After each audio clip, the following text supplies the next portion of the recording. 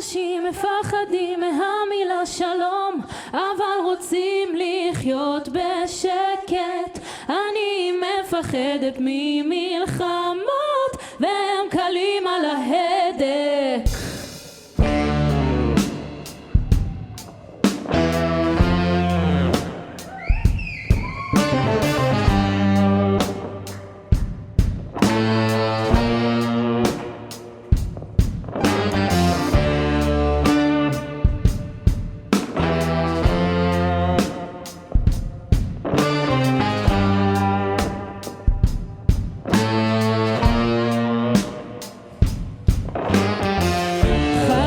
פתוחות וזעקות קומה מעליי, אני מנסה לישון וקצת להשתיק את פחדיי, ואי אפשר לישון כשיש אמהות דואגות.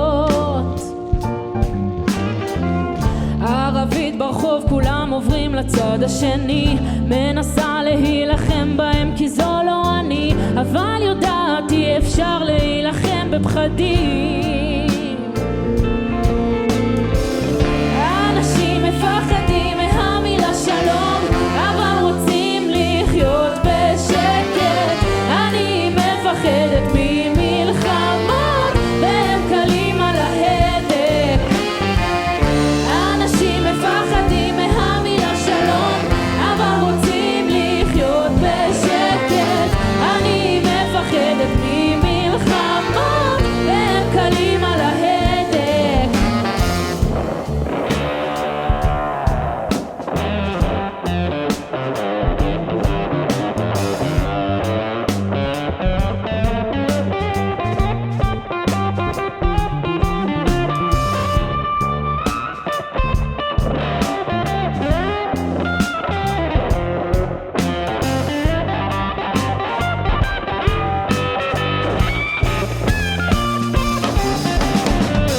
דור הולך ובא, הם רק יודעים מה זו מלחמה, הם לא מוצאים מילים, הם רק מחפשים נחמה, ושואלים מתי תהיה פה תקווה, תקווה.